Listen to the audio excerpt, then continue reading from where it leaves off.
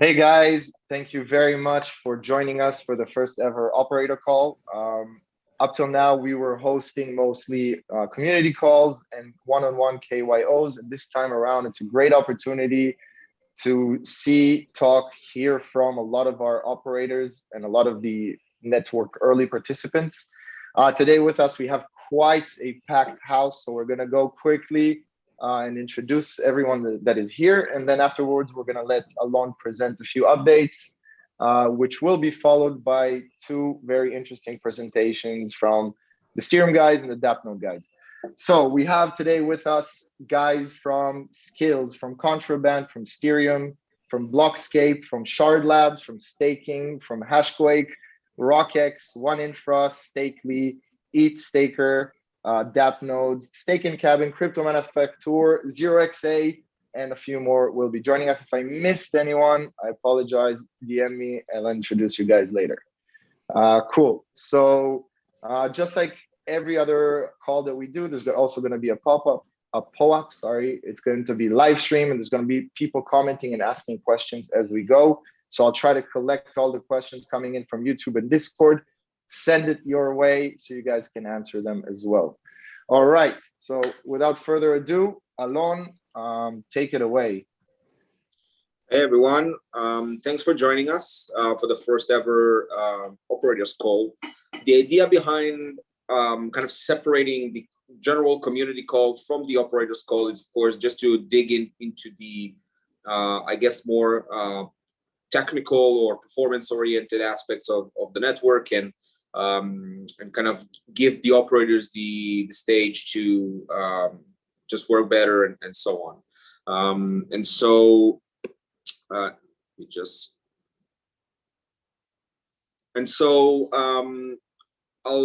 have a quick kind of presentation I've made, but really everything that follows is towards really towards the incentivized testnet, which hopefully will happen in the next few weeks. And so a big chunk of the things I want to talk about are our performance of the network and basically where things are at and what we need to do to get to a better place or to be more ready for the incentivized testnet. So let me present. Hopefully everyone can see that.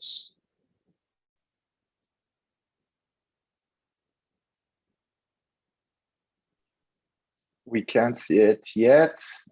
Here we go. Yeah. Let me just see it working. Yeah, everyone sees that.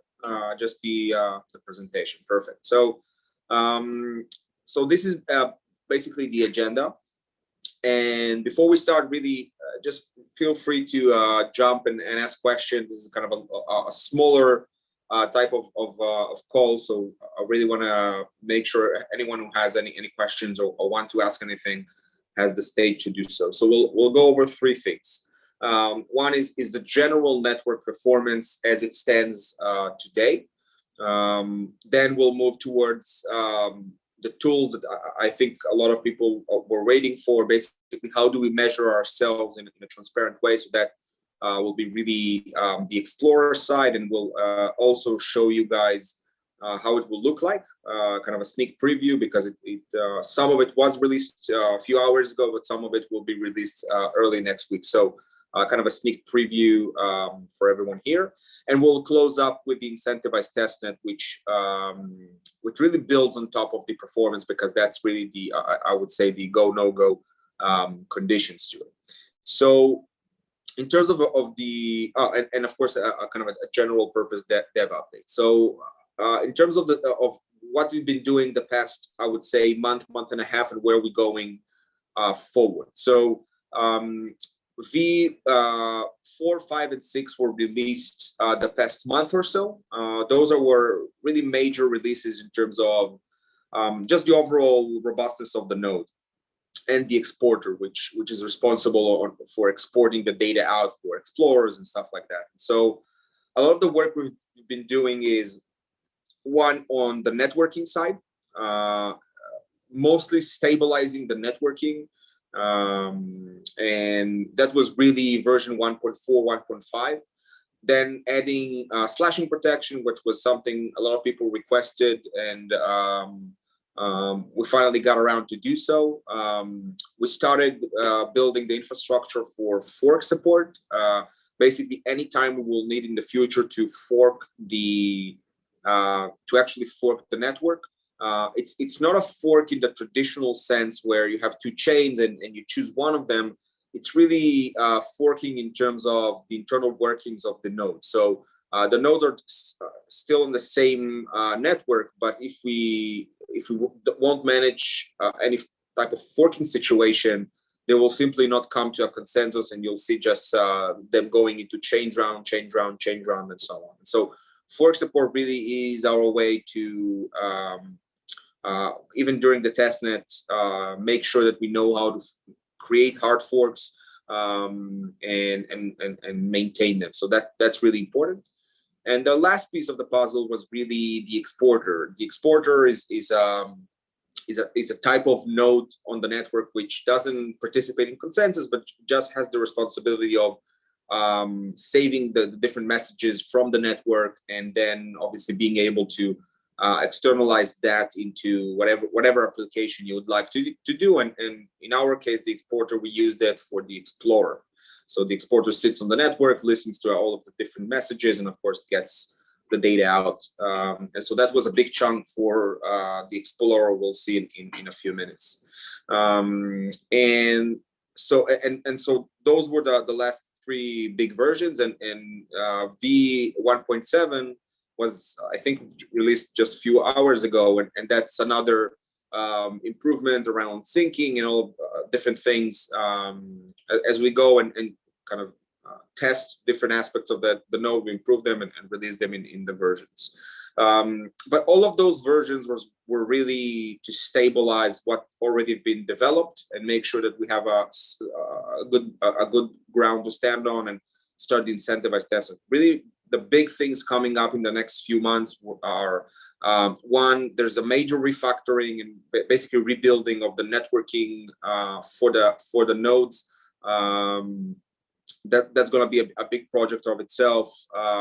We need to start tackling how do we scale up the network. So currently you have basically just one node under one operator, and of course that's not really scalable. What if the network has 50,000 validators, and how do you manage that? So that's a whole different thing we need to work on. And that's actually leads us to a really cool type of setup we're thinking about, which is kind of like if you can imagine a cloud service but decentralized. So you'll be able to have an operator, and under that operator you'll have multiple data centers, and users could choose specific data centers from those operators. And so if I'm for example a staking pool who wants to build on top of SSV, I can say, you know what, I wanna base myself or base my setup in North America. I could choose different operators which have North America data centers. So kind of think like, how do you configure AWS, for example, today? But of course, while you do so on SSV, you're choosing different operators with different data centers and so on. So that's going to be a major thing in of its own. The next 2 months will be very much focused on performance, especially at the station rate and effectiveness. That's not something, of course, we put a lot of efforts into it, but and the results are pretty good, but it's not up to standard with, let's say, the current, simple validator client Bitcoin node setup. And so, of course, SSV needs to at least match those performance levels. So that's going to be work in of its own. I haven't written this in here, but of course, supporting all of the different duties on the Bitcoin chain. That's another thing we'll be developing. Then there's a big version coming up for all of the smart contracts for the network. It's actually already in testing, but kind of internal testing, but it's gonna open up basically all of the different features of the mainnet. So from fee management to operator management and changing operators, changing value, all of those things. It's a whole big type of again, kind of like a decentralized cloud management software sitting on the blockchain. So that's something we'll be already testing internally. Hopefully January, early February, we can release that and actually make everyone switch to smart contracts v2. So that's a big thing in of its own. And of course the incentivized testnet, which will be running basically up until the mainnet. Those are the big things we'll be working on. And yeah, and anyone questions anything around the development, especially if you have things that don't work for you and you've opened up tickets, for example, we didn't address yet, and all of those type of issues?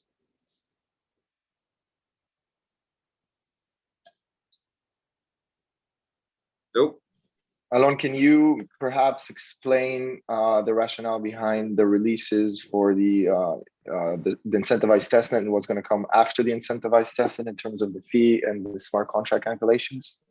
Yes, so the incentivized testnet is going to run until mainnet and hopefully even after mainnet. So the smart contracts v2 will be hopefully released around February, and so that will be during the incentivized testnet. We still need to kind of work how it will actually be integrated, but if you think about it, today the testnet is pure SSV. It doesn't have any network overlay where you pay fees and you choose your operators and operator score considerations and so on and so forth. So smart contracts v2 will really bring all of those different features into the network, and that will really be the beginning of the SSV network, where you have the token considerations and you have the operators can manage themselves and validators can manage their own, and so on and so forth. It's going to be very, very cool. Like it's really kind of a web interface, Web3 interface for the centralized cloud service, obviously specifically for staking. So that's really the goal of it. I think we have a big proposal coming up to the DAO. It's a technical proposal. It's not something. It's not a kind of a voting process, but it's going to detail a lot of the things I'm talking here. So so that's going to be in the DAO for discussions and so on. But hopefully we can get it to the testnet by February.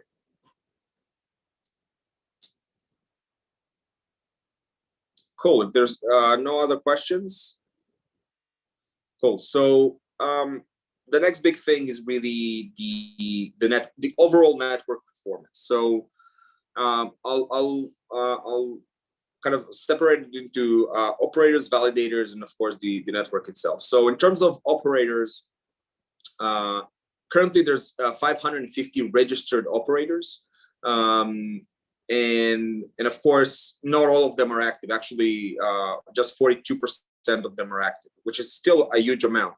230 active operators, and by active I mean operators which are not just connected to the network, but also actually participating in consensus and so on. So and so that's a pretty big number. It's also, I think, excluding operators with 0 validators. So it's still a big amount.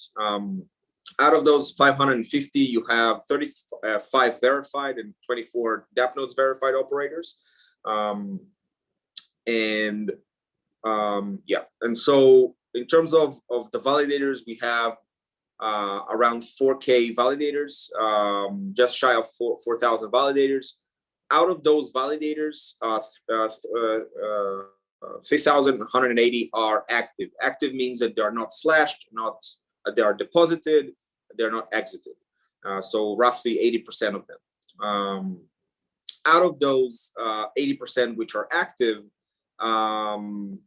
roughly 2,900 should be attesting. And by should be attesting, we mean they have at least 3 active operators. And by active operators, again, it's an operator which is online and actually broadcasting messages. This is how we measure, at least rudimentary, how we measure active, right? So So basically, out of the active validators which are deposited and running and so on, 91% should be attesting.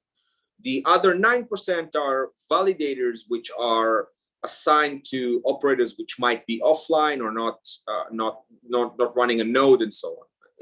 Does that make sense?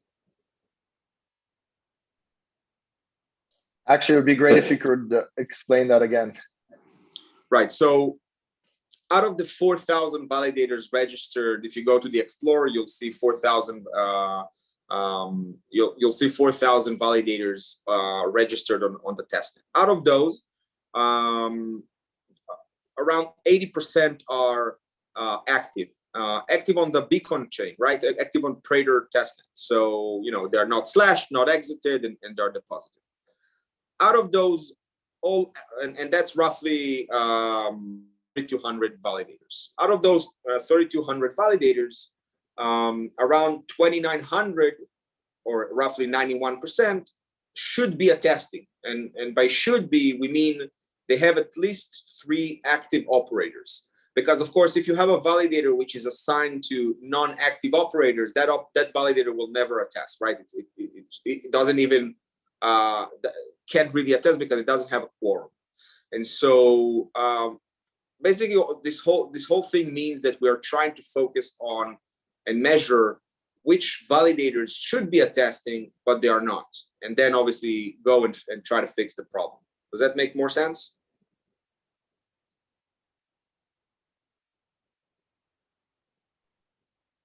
Yeah. Maybe it would be worth also.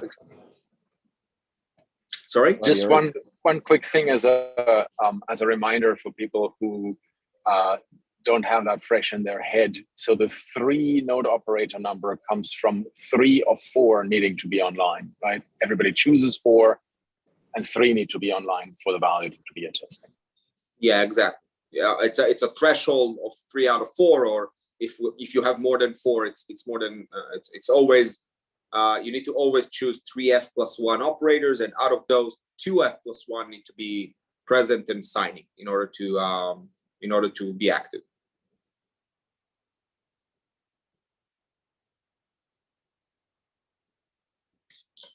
Right. So what it leads us basically is to understand how well is the network performing. So if I take the should attest validators, those are the set of validators that we're really looking at, because those are the set of validators which should be attesting.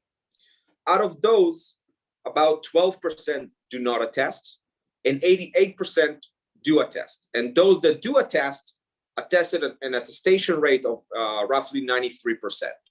And so it kind of gives you the performance figures for the entire network. So if I take all of the validators in the network and I filter out all of those that are exited or not active or have non-active operators and all of that, and I'm only left with validators which should be attesting.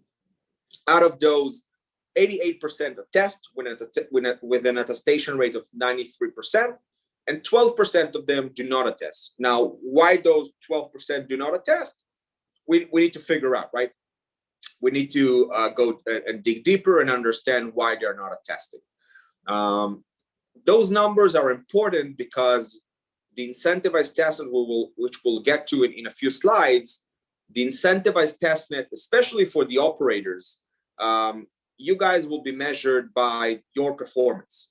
And of course, the overall performance of the validators you guys are assigned to. And so those figures are important because it lets us learn how from the entire network, how many are potentially, if the incentivized testnet starts today, how many of those validators are eligible to get rewards, both the validators and the operators that operate the validator.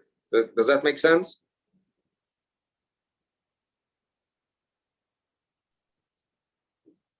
It does. Next time we'll prepare some visual representation to explain a better way. Too many numbers. Yeah. So those are the kind of the overall validator performance of the network, right? And I wanted to give a reference of kind of from the operator point of view, a reference, and I took obviously the block staking SSV node as a reference. So the blocks SSV node has just over 1,000 validators assigned to it, which are active, right? So not slashed and so on. Out of those 1,000, 981 should be attested. That is, blocks is in a committee with other operators, which are at least 3 of them are active, and so 981 should be attesting.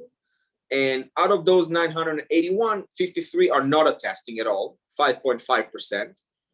And the ones that do attest, the remaining 95%, are attesting at a rate of 95.46%. That is, for every 100 epochs, they're missing 5 attestations, if you give or take.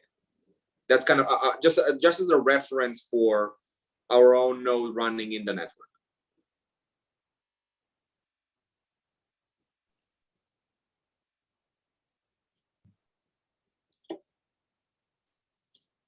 Does that make sense, guys? I think that we kind of lost you. People are nodding, but it doesn't necessarily mean that it's all good, all good. All good, all good.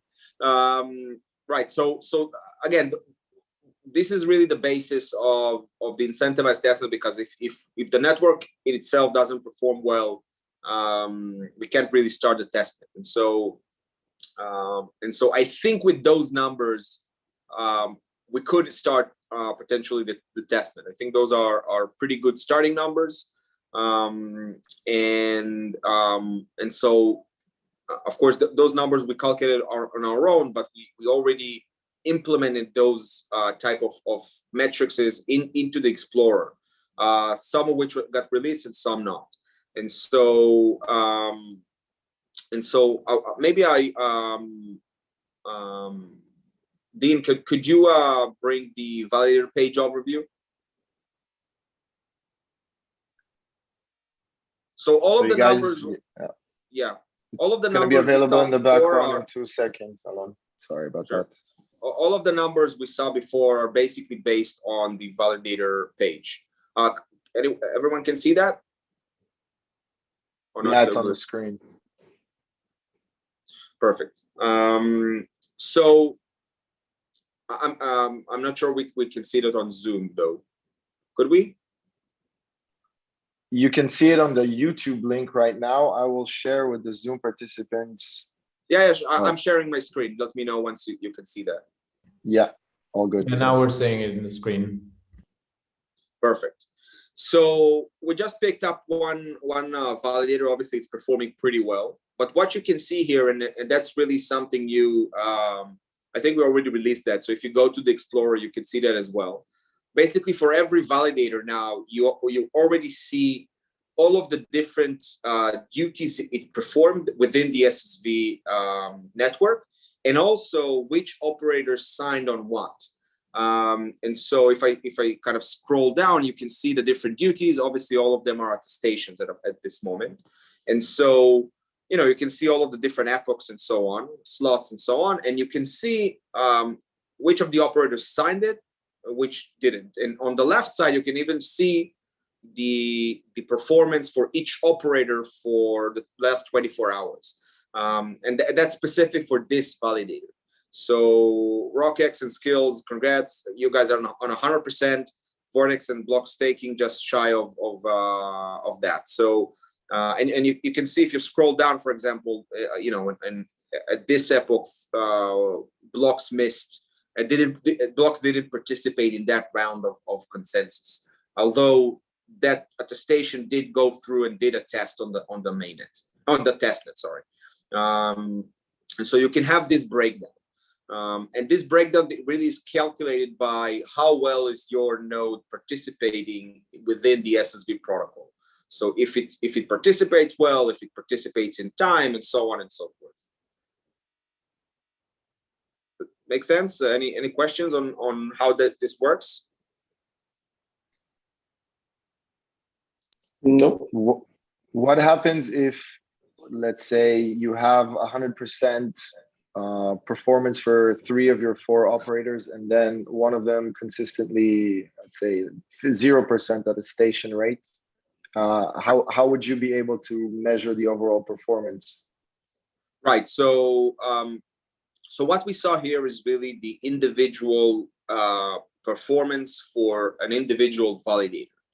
Now, basically, the overall performance of an operator is just the average of all of its scores within individual validators. So if you have your operator runs 100 validators, your score as an operator is just the average of your score within every single one of those 100 validators, right? So you know, if RockX has 100 validators and all of those validators it performs at 100%, then the overall performance, the overall score for RockX will be 100%. And you can actually see that then if you can bring up your if you can bring up the operator page.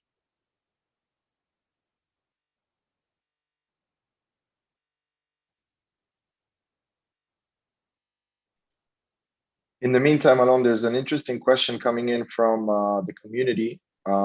They're asking if everyone is running the same node and assuming they're following the same description on the docs, why is it that some of them perform at a 93% effectiveness and some of them at 100% if it's the same node? Yeah. So so first of all, it's important to see it, you know, not just 24 hours, right? You want to span that across you know, week or a month. But the differences could be all sorts. So for example, maybe your setup is not that great in terms of the resources required for the node and the node chokes up, or maybe you have some instability in the nodes, it keeps on restarting itself, and so that could be an issue. Maybe, and that's something which we really need to work on. If you have a lot of validators assigned to for your node, most likely you'll have a lower score just because the node is, you know, just have more things to do. And so you know, it's kind of the same question as, you know, if one person runs Prism with Prism validator client and another person runs the same exact thing, you know, one validator can have 100% attestation rate and another can have 90. It's all down to your setup. For example, if you have also, for example, if you're connected to a stable Bitcoin node or not, right? So all of those things are can influence your performance. So a good setup should be as robust as any other setup, right? Where all the different components need to be robust. And so yeah, I mean, that's pretty much it. What we brought here on the screen, I don't know if you guys can see that, but it's basically we added to your operator page, we added the overall score of your operator. And that's not something we released just yet. It's something we kind of just wanted to give a sneak preview to, but hopefully we'll release it at the beginning of next week. But this really gives you a good indication of how well your operator performs, and also how well it performs in respect to other operators, because you can go and see all of the different operators, how well they're performing. So, you know, the best operators usually perform at around 99+%, and anything below 90 is something which means that you really need to check how your operator performs and what's wrong with it. So so that's, again, a really good indication. This will be very much evolve in the next few weeks, because this also will encompass if you're eligible or not for the incentivized testnet. But what I want to take from this is really that those are the matrices that will determine if you guys are as an operator, but also as a validator, if you guys are eligible or not for the rewards from the incentivized testnet. So what I hope will happen is that, you know, there's going to be some relationship forming between validators and operators, and kind of you know, mutual accountability in respects to the performance of all of the validators.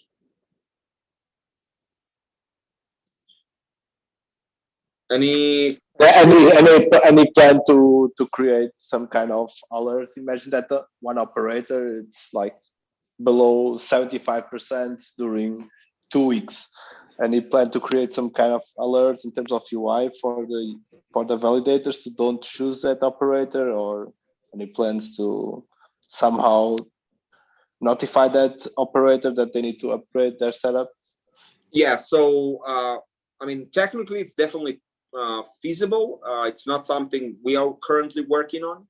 I actually think that this should be developed by the community, and the DAO should fund it. I think those are the types of tools that a lot of people will need, and so on. So maybe even somebody is, you know, I don't know. It's definitely, I think, something that the community at large should develop. I think that's definitely useful. Okay. In the beginning, by the way, we'll be manually updating you guys, so you can, you know, just once you get started to get the hang of things, and then just like Alon mentioned, we're hoping that someone from the community will pick it up and the DAO will fund it. Yeah. And now we have the wall of shame in Discord. That's exactly my next exactly what I was gonna say. I mean, next week when the results are live, it's gonna start getting a lot more competitive. I mean, Yorick mentioned in our last call that it's gonna start getting a little more competitive and some friendly banter. So we're gonna start doing some manual updates on your specific channels. By the way, only verified operators. You don't expect the same kind of behavior from normal operators. And then hopefully in the future it'll be automated. By the way, that's really spot on the money. I mean, I think that look, I mean, if I look at the, you know, at the staking industry at large, one of the weird things that happened was that nobody knows what the different performance of different operators are. It's very hard. I mean, I didn't see a really good comparison between all of the different operators. You have some running around, but like not a really good. Part of it is because it's very hard to identify, and I'm speaking, you know, about the kind of the general Ethereum staking ecosystem. It's very hard to create accountability, but with kind of naming the specific operator. The Ethereum protocol is very good to about creating accountability on the account level, but obviously we don't know who is managing that account. And so in SSV it's a bit different because of the way you set up, you're actually choosing multiple operators, and because of the way SSV works, it's very easy to see who does what. And so part of the reason why we wanted to do the incentivized testnet is to create that relationship. So, you know, if you're a good operator, people can actually see you're a good operator, and see your performance and see your score. I do think it's important. I think it's the only way to create like a really good network and a set of operators which are, you know how to measure themselves, and people know how to measure them. I think it's going to be very interesting to see what follows. I've looked at most of the operators, verified operators, and I saw their score. Most of the verified operators are well above 90%. And so, and of course that talks a lot about, you know, just the type of companies who are verified, right? I mean, you guys are professional staking services, so it makes sense that your score is high. And that's even before, you know, we really worked on you know, just optimizing the node itself. And so yeah, I mean, I really hope this will happen, and I really hope that the type of relationship will start to occur between operators and validators. Yeah, I think it's invaluable. And one thing I'm looking forward to for the next week is I currently have a Nimbus, a Techo, and a Lighthouse consensus client. So once we have scores, I want to run for like 2 or 3 days on each and see, does that make a difference? You know, is it statistically significant, that difference? It'll be really interesting. Yeah, I think that it also, and again, it's kind of, we haven't released anything because it's not really at that stage yet, but the grand vision of the way you set up your SSV is really, and I'm keep repeating it, but it's really like going into a decentralized cloud service. You'll be going and selecting, you know, a staking service which you know and is you know, has a good name, and you'll select the specific data center they're running, because of course it makes sense to run multiple data centers for both performance and redundancy and just, you know, just robustness. And it can even go deeper in each data center can specify which client it runs, and which cloud service, if at all, or if it's a self-hosted type of infrastructure it uses. And so as a user, you'll be able to go and say, I want to, you know, get operator A with North American data center running Prism on AWS, and then operator B running in Europe on you know, on whatever Azure, running Lighthouse, and a third one running on a different cloud service, running a different client. And so you'll be very much able to configure it in a very interesting way. And of course, once fees are introduced, you'll also be able to configure it in the way you want to manage your fees, and so on and so forth. And so this is really the first step towards that, but it's a very necessary first step. I think that the more transparency you have within the network to see exactly what's happening, the more we can actually evolve it. So it's going to be very interesting to see. Yeah. I think that Eddie raised his hand. I'm not sure if he just put it on purpose or by accident. It's by accident. Sorry, like the camera catches a hand up there. So yeah, apologies. Oh, good. By the way, Alon, a quick pause for those of you who are listening in. Dean asked me to let you know that the POAP is coming. It's going to be presented on the screen in the background in a few seconds. So don't you worry. Dean's going to take care of it. Now you can continue to more serious stuff. Sorry about that, Alon. Anything else regarding the scoring, Explorer, all of those things? I mean, you'll be able to play around with it in at least with the validator page today, and with the overall operator score early next week. So cool. Also, to mention from my end, guys, we've starting to collect feedback from operators regarding everything that has to do with the scoring, incentivized testnet. The product guys are also going to be involved. A lot of you have volunteered some suggestions and feedback. We're going to start doing the process properly now. So please DM me and I'll give you more instructions as we go. But there's going to be a lot more feedback going on, and the product guys will be involved in that as well. Awesome. Right. So coming up to the last page, the incentivized testnet. So I don't know if you if anyone read the proposal. I guess some of you guys did. The incentivized testnet is introducing a rewards component to the entire testnet. So the current proposal is talking about allocating 32,000 ssv tokens, which are roughly $400,000, I think, to be allocated during 4 months. And with every 2 weeks, there's going to be a reward distribution. So based on the performance of the previous 2 weeks, everyone who is eligible, both operators and validators, will get rewards, again, depending on their performance and how many validators they have, and so on and so forth. And so out of those 32,000 SSVs, 50% in every rewards distribution, 50% goes to operators and 50% goes to validators.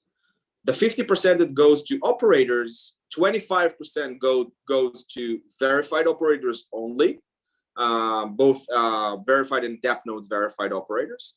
And then the rest of the 25% goes to all of the operators. So of course, being verified has a significant benefit, because you have a bigger portion of the rewards going to you.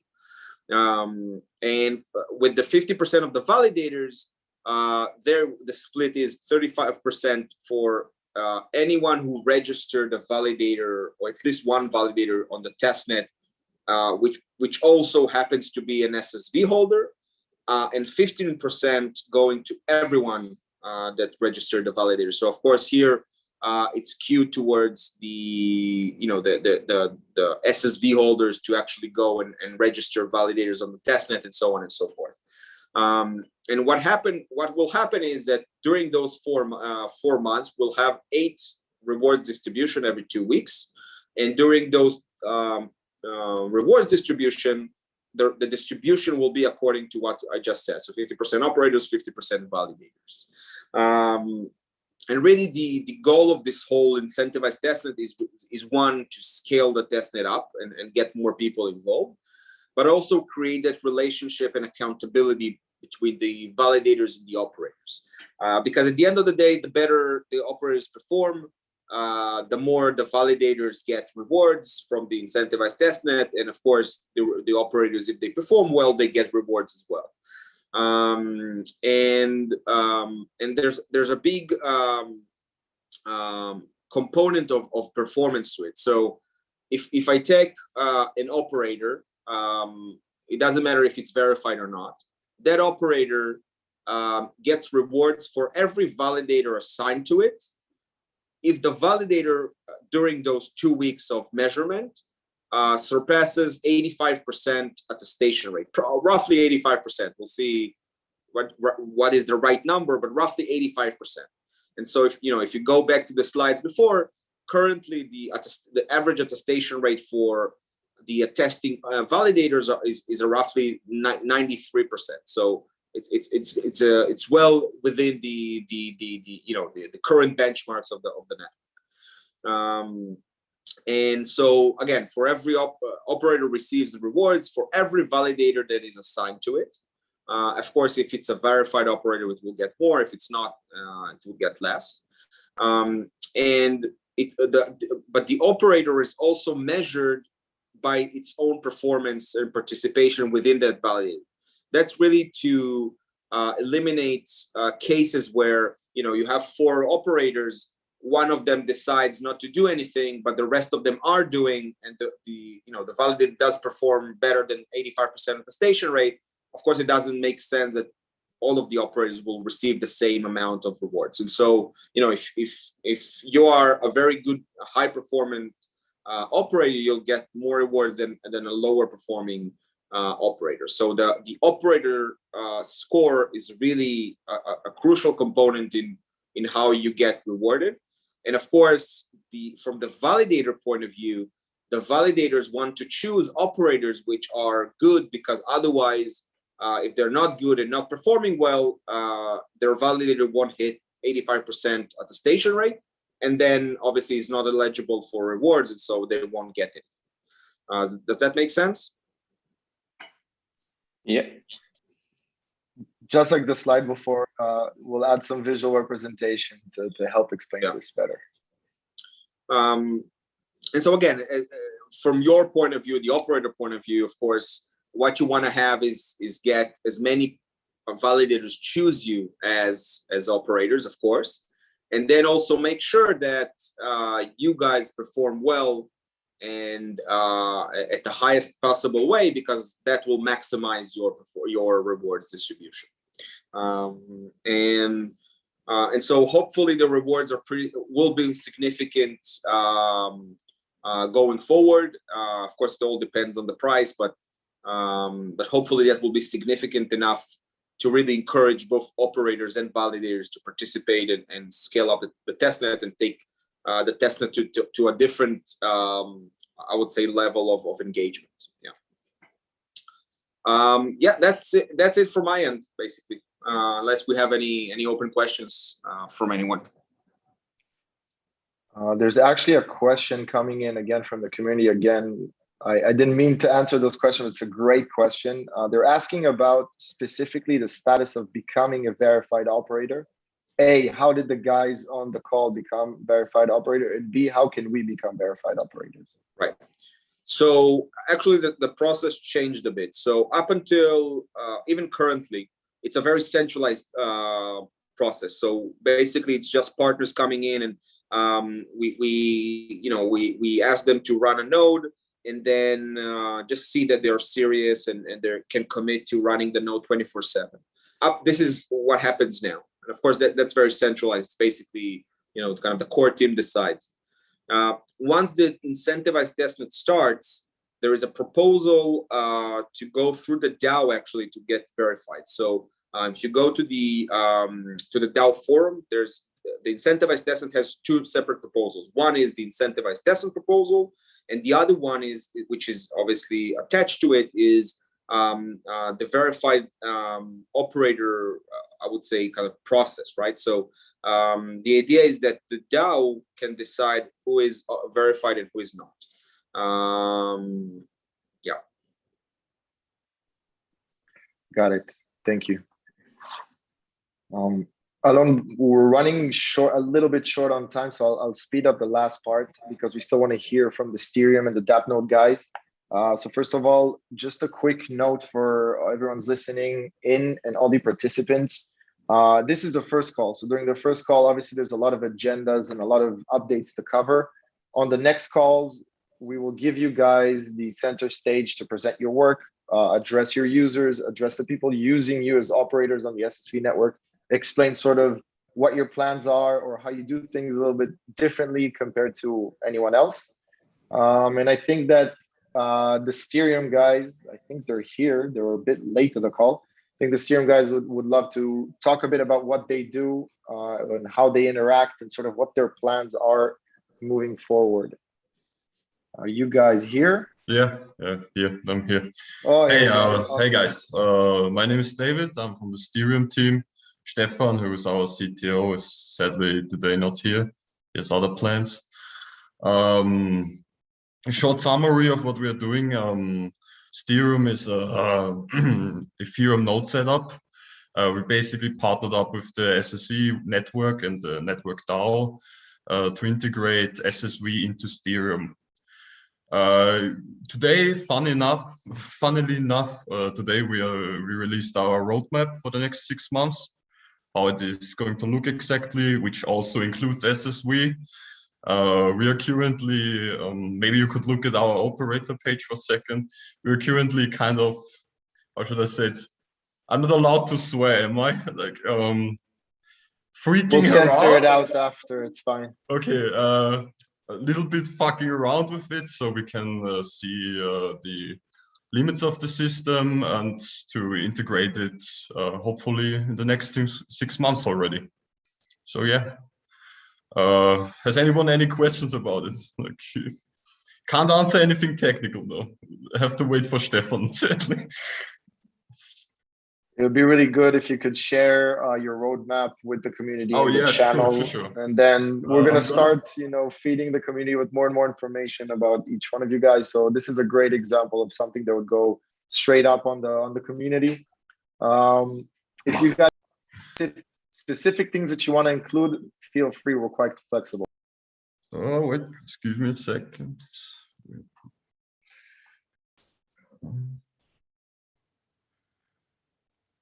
I'm gonna put it into our chat if that's okay, because I can't find Zoom. Great. Yeah. For those of you who don't know, the Serum guys made a pretty serious proposal a few weeks ago. I think it's been a month and a half ago by now. Around. One of the first proposals on the DAO, and we were very excited about it. Ever since we've got like sort of an avalanche of proposals coming in. But this would be an awesome example, and Dean is showing it in the background. You guys can't see it on the call, but the people on YouTube can see it. There's a lot of things that Serum guys are planning on building. So I'm actually excited to see you guys' roadmap to see when this integration is coming in. Yeah, we hope to release stuff soon. Soon there's going to be a great roadmap blog post where we're going to list everything in detail, what we are planning and going to do. So look out for that one. I will drop it to Aaron if that's okay. Maybe he can share it. And yeah. Absolutely. Anything you guys, we are here to help you guys promote yourselves and talk about what you guys do. So again, this is a great example of the kind of interaction we would like to, promote. Yeah. Besides that, I'm sure that anyone who's been on our Discord for long enough, or anyone who's been listening to our calls for long enough, must have seen the name Dapnode somewhere. These guys are everywhere. They have plenty of operators doing plenty of interesting case studies and different implementations. We actually have Lansky here. It would be awesome if you could share a few words about what you guys do, why there's so many of you in the network, and what the plans are moving forward. Right on, of course. Can you hear me properly? Yeah, I hear you well. Yeah. Beautiful. Cool. So yeah, so Dapnode is a node running machine. It's a node running software, and it helps everybody run their own nodes. One of the things that you can do when you are running a node is to run a validator. And one of the things that concerns Dapnode the most is the accessibility of decentralization. What does that mean? It means that everybody can run, or a lot of people can run a node, but not everybody has 32 ETH to start validating. So this is already a socio-economical barrier to who can actually participate in making Ethereum or any other proof of stake networks more secure. So here's where SSV comes in. Actually, with SSV, you can start offering this hardware, offering this very accessible hardware. You can even run Dapnode on a Raspberry Pi. And by the way, Dapnode is free open source software, which you can install in any machine. But we also sell pre-installed machines that you can buy from us, and they're just basically plug and play. They come with the Dapnode software, etc. I'm going to share the screen very quickly. And I'm going to show you what Dapnode has. Once you have installed it in your machine, it has to be a dedicated machine. And here you go. This is all the things that you can run on your Dapnode. You can run a Bitcoin node. You can run an Ethereum 2 nodes. You can run XDAI. You can run all sorts of things. And one of the things that you can run is, well, I'm running all of this stuff in my Dapnode right now. And one of the things is SSV right here, which is running the SSV node in my operator. So if you guys look at the validators and the operators page, what you will see is, well, a second, I'm going to show you something else. DMS. DMS stands for Dapnode Monitoring Service, and it basically has this Grafana Prometheus tandem, which allows you to see. Let's see my operator nodes. Here we go. Fantastic. And here are the validators that are running on my SSV. Okay, so what we have done is we have gone into the Dap store, the Dapnode Dap store, that tells you where you can run. We've clicked onto SSV. We've installed the SSV package, and we have configured it with our beautiful setup wizard. And we are running it, as you can see, on our Grafana website. Okay, so everybody can do that. Everybody can do that, and that's the main point of it. There's at no point you need to use any command line, and that is why you have, well, if not 100, you have a fuck ton of. Oh, sorry, we said no swearing. You have a lot of people running Dapnodes for SSV because it is as easy as that. Now, Dapnode takes care of auto updates. Dapnode, if you're running the Dapnode software, you get auto updates every time there's a new version. You get it every time there's a big community, there's any problem, there's any incompatibility. You can have the Dapnode community to help you out apart from the already existing SSV community. But we like to think that we are very much in touch, and I think we are. So yeah. So this is one thing. So with Dapnode, you can run an SSV node whenever you want in your machine. But the plan is a little bit bigger. What we actually want to do is we want to create like a bigger operator, because when this is in production, there's going to be a point where people will want to put their own validators into the SSV network, and they will see like thousands of Dap nodes, and they'll see like, what the hell is going on? Who is that? How many do they have? So what we want to create is we want to create a sort of like a sub DAO that will sort of have like a second layer. You will be able to choose like, okay, we're having all these infrastructure providers that are that I can choose, and I also have Dapnode as an infrastructure provider. And you know that when you're choosing Dapnode as an infrastructure provider, it is not going to be on Amazon Web Services. It is not going to be on Contabo. It's not going to be on DigitalOcean. It is going to be in some people's houses. And we will have, Dapnode will have a second layer. So you will choose to run your validator in the centralized hardware. And you will know that choosing Dapnode as as one of your operators is synonym for that. People are running this in their own homes. So you're actually helping network decentralization as well. And we'll be managing all the assigning onto machines, because obviously when you have stuff at home, the lights might go off. It's not as reliable as a professional infrastructure setup. So the second layer will be able to manage all of this reputation and reliability, et cetera, et cetera. So that's a little bit the plan of what we're doing. And I hope that was helpful to you guys. Very helpful. I think the friendly competition is starting officially, so that's great. I mean, Dapnodes are by far one of the most interactive, and I can vouch for, and present operators in the network at the moment. So thanks for that, Lansky. All right, guys, it's been almost an hour on the call, so I just want to address two questions that came in while you guys were talking, and unless you guys have any other questions, we'll wrap it up right after that. So the first question is, and that's sort of like people from the community are asking, where can they apply for a position? DM me, DM anyone from the team. We're looking for employees, we're looking for people to join the team, we're looking to grow. As you can see, there's quite a bit of work ahead of us, so any sharp minds and dedicated hands would be much appreciated. That's the first question. The second question might tick a few of you guys off, but I really like it, and it goes like it's a brain teaser. So the question goes like this: with a popularity contest, how do you do, if at all, plan to protect small operators versus large organized companies like yourselves? This is a great question. I'll give you my 2 cents if you guys want to add in after. You're more than welcome to. If anything, the SSV network is supposed to bring a little bit more competition into the space, give the platform to smaller operators to showcase their work, demonstrate that they're able to get to 100% attestation rate or whatever it is that you're going after, just like these guys are doing.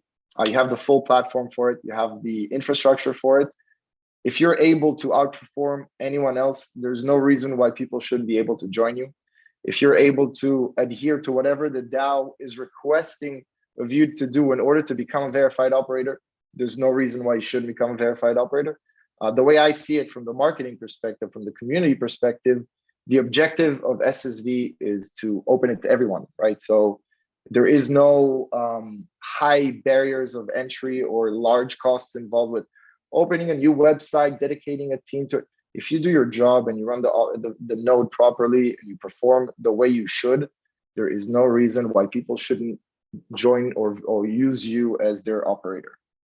Of course, it's important to note that anyone on this call and anyone as a verified operator has quite a significant track record and quite a few nodes that they run as it is. So easier to trust these guys with your money, but again, it's free for all. So that's just my 2 cents. If you guys have anything else to add, please do.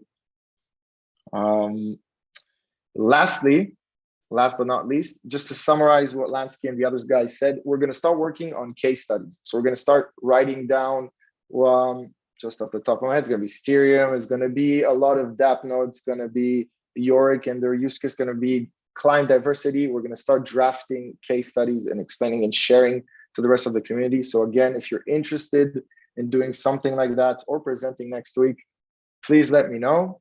And that is it for today. Thank you guys so much for joining. I am sorry we dragged you for an hour. I keep on trying to make it shorter. It never usually works. Next time around, we'll have more presentations for more people and more of a fireside chat dynamic to this call. So thank you guys for joining, and we will see you next time. Just think about it right now. Everything's okay. No matter where you find yourself, no matter what kind of stuff is going on in your life, underneath it all, everything